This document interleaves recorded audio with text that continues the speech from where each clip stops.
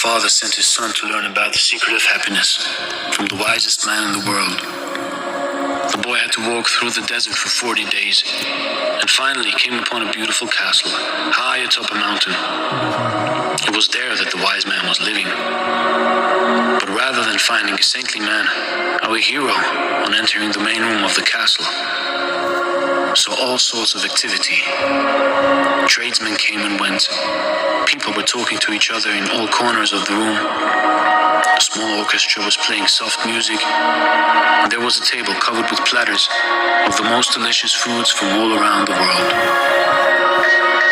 The wise man talked and mingled with everyone, and the boy had to wait for 2 hours before it was his turn to be given the man's attention.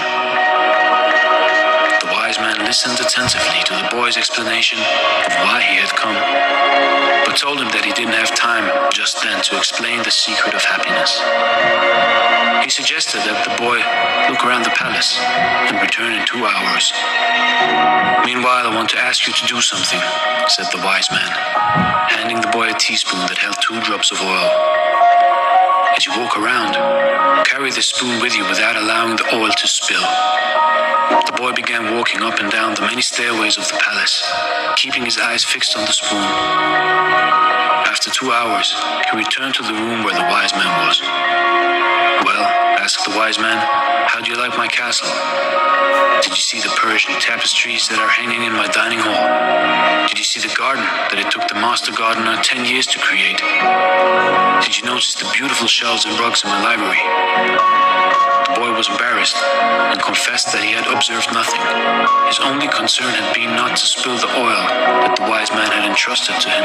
"Then go back and observe the marvels of my world," said the wise man. "You cannot trust a man if you don't know his house."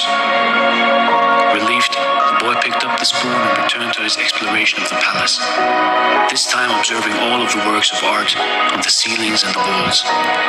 He saw the gardens, the mountains all around him, the beauty of the flowers, and the taste with which everything had been selected. Upon returning to the wise man, he related in detail everything he had seen. "But where are the drops of oil I entrusted to you?" asked the wise man.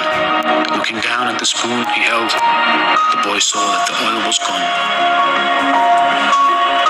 "Well, there is only one piece of advice I can give you," said the wisest of wise men. "The secret of happiness is to see all the marvels of the world and never to forget the drops of oil on the spoon. You see, no matter how far you travel and what wonders of the world you may explore, never forget who you are and where you come from. Never lose your character and stay true to your ethics, but at the same time look around you and focus on the world and people around you.